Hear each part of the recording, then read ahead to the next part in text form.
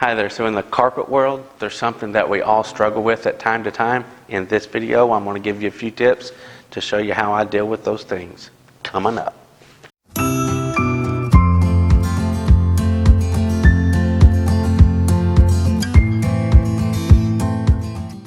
Okay, so when installing carpet, the best way to get professional results on your carpet seams, obviously, is to row cut them rather than straight edging. And some carpets are nearly impossible to find a row in and run an accurate row and then get that row cut with your cutter. So in this short little video, I'm just going to give you a few pointers that help me out on my job whenever I'm having issues with it, and maybe it'll also help you.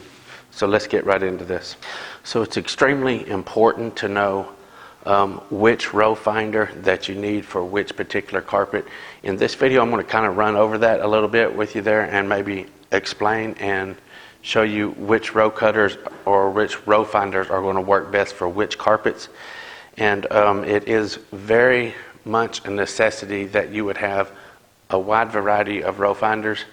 I've got 1, 2, 3, 4 right here in front of me, and I actually have more on the van there, but this is the 4 main ones, and I will run over these and then I'll show you exactly which types of carpet that I use with each row finder.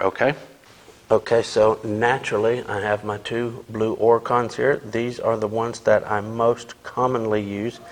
I pretty much never use this, and I'll explain that in a few minutes. And I hardly, as a matter of fact, I don't even use an ink pen anymore. I was using an ink pen until I got these, but these pretty much take care of all my plush carpets. And then this right here is like a comb row finder. See how it's got like a comb?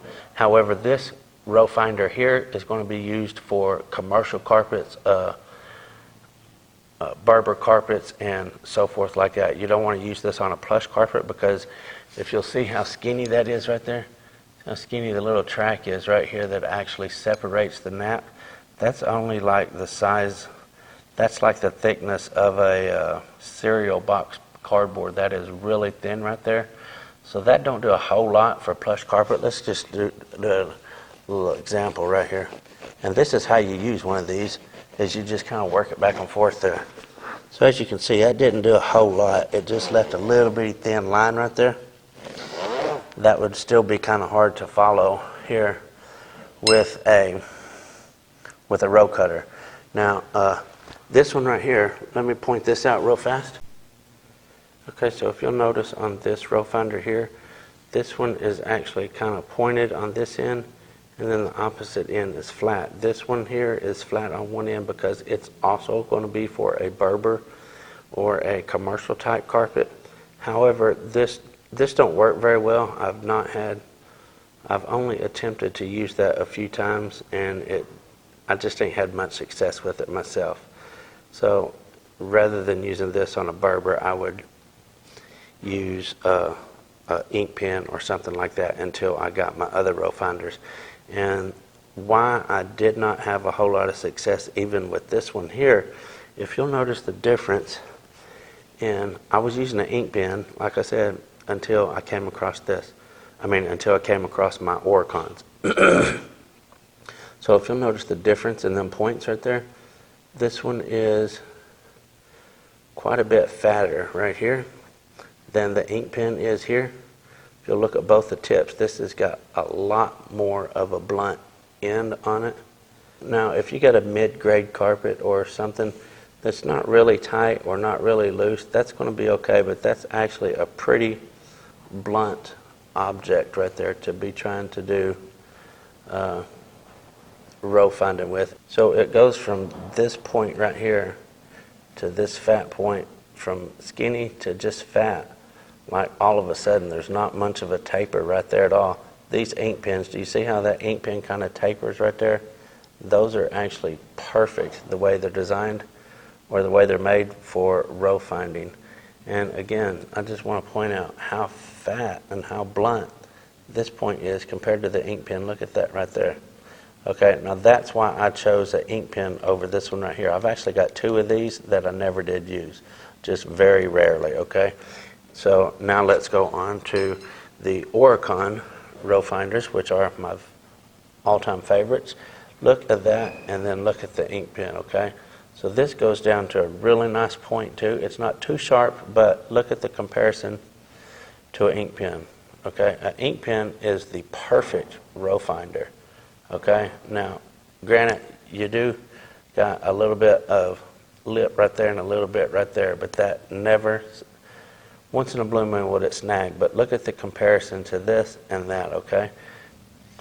They got the exact same shape, and that's what makes these Oracin row finders so great, okay?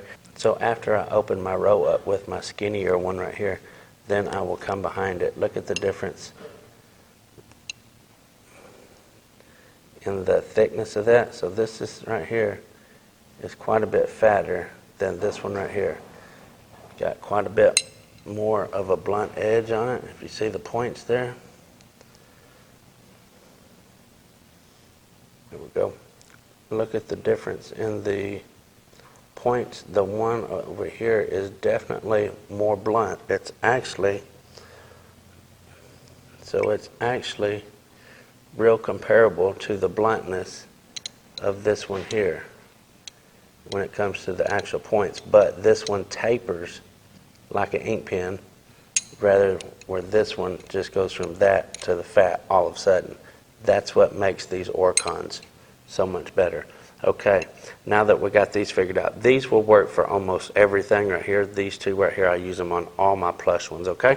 The easiest little point that I could possibly think to share with someone if I wanted to help them is to make sure that the carpet that you're actually going to row find, that you're going to find a row on, is straight and your body is in straight line with that carpet. So if your carpet is at an angle this way, now this is me. This helps me dramatically. So since the carpet was that way, I shift my body over and get it aligned with the carpet. That way I'm not like this and I'm trying to go that direction or trying to go that direction. You need to let your hand go straight forward. And another thing, if you do get your body lined up with the carpet, and if you try to force your row finder, if you're not straight, say we'll get it like that right there, the carpet's a little bit crooked, or you got your body positioned in the room just a little bit crooked from what the carpet's laying, sometimes you can't see it because you're working with a great big piece, unlike this little piece here I'm doing this demonstration on. But if you're having issues and you're finding yourself snagging on one particular side, say right there I'm snagging on my right side already, so I want to take and straighten this up. So if you're snagging over here, twist your body around whichever way it needs to go to where you're snagging on the other side, and then come back and then find your center point is what you want to do. Because if your body is straight forward with that, you're just going to run right through it, okay? Look right here. So I got a little snag there. Now notice whenever I done that, I had that just a little bit of a snag right there, okay? I didn't come way back like that, because what that does is drop fibers back down in front of it. Whenever I snag, let me see if I can snag again. Okay, right there I'm at a snag. So I'm just going to come back just enough to get my row finder point out of that fiber that I'm snagged in. I'm not going to come back 2 inches, an inch, or even a half inch, maybe just a quarter. There it went, just a little bit, just to free it out of that loop. What happens when your row finder gets snagged, it actually gets caught. Say this is a fiber right here.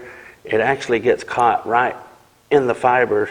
These are rows, and you need to just pull it out and go right back down the row again, just like so. Okay, what happens, it'll try to get poked in the fibers, and you slide it out and go right there.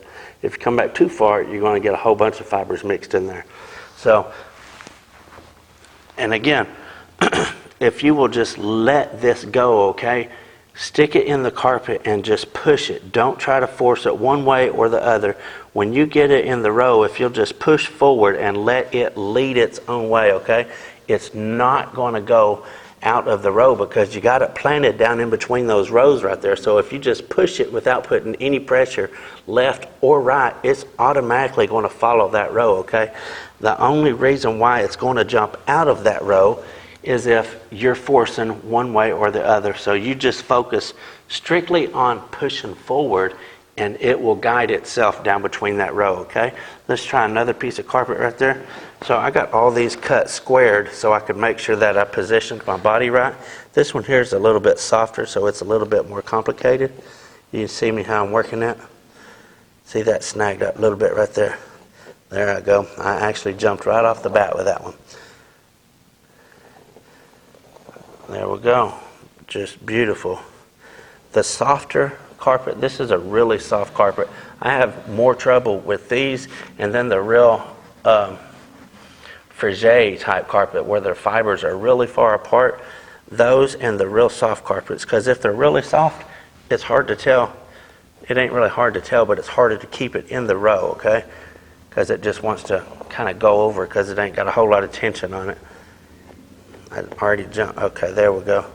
Again, whenever I snagged, did you see I didn't back way up? I just freed it from the fiber that it was snagged on and just went right on with it. There we go. So I guess the main thing that I would say is just push. Let it do its own thing, okay? See there?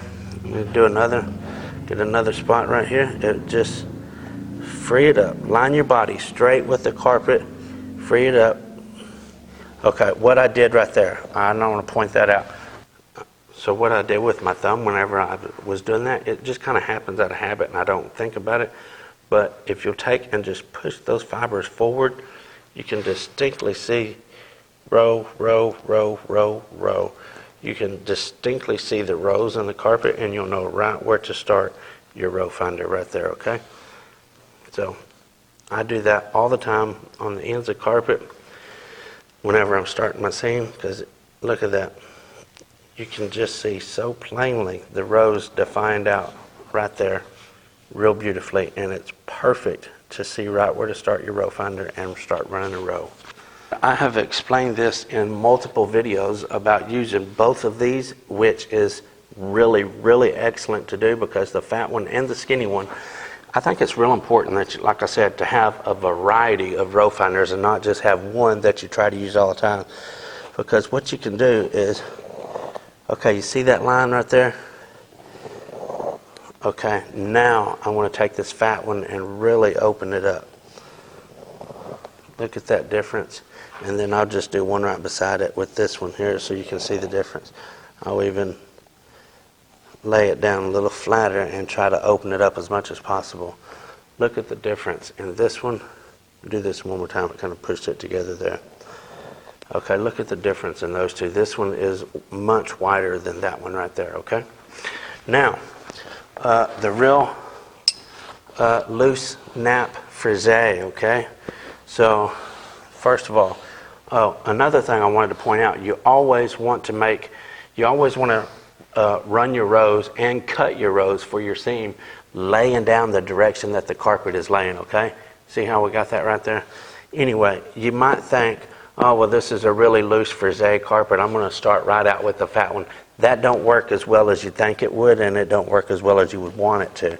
Even though when you do run your row down through there, you can't even hardly see it. I mean, you got just a very little visibility, and that's okay because when you're row finding, this is all about feel, okay?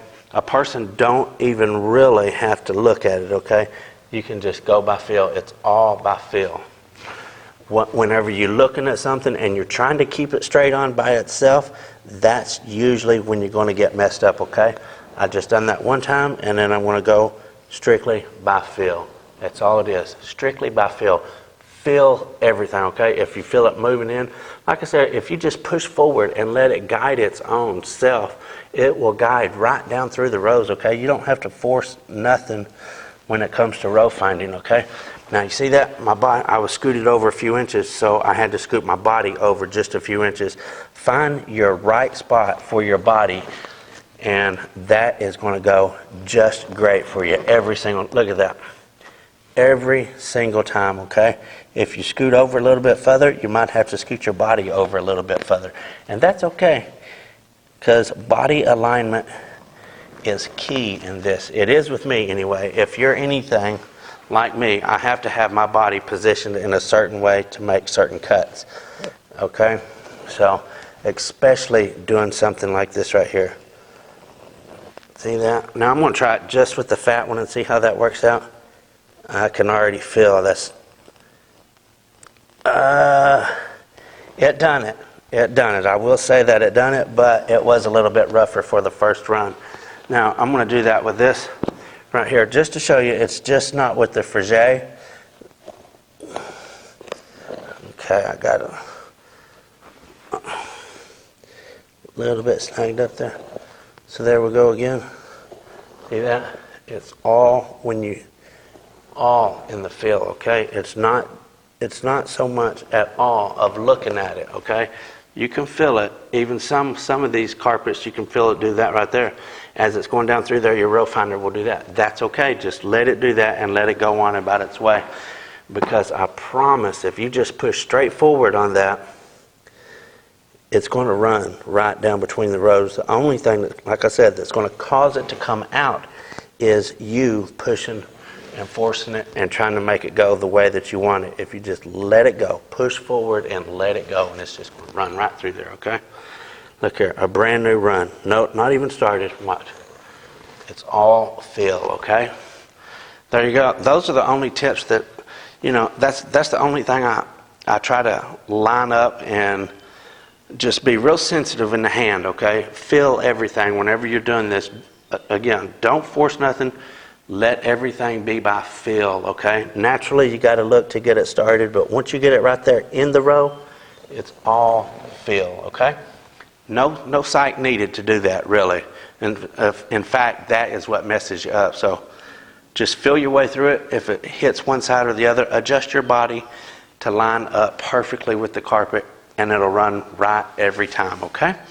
So I hope somebody can take something from this, and let me know down below, or let me know in the comment section, which row finders do you use and which one are most successful for you. I think everybody knows that these are my favorites that I've ever had in my entire career of almost 30 years. These two right here are definitely my favorites. So I'll leave a link again in the description below, and just leave a comment down there in the comments and tell me which ones that you like best, okay?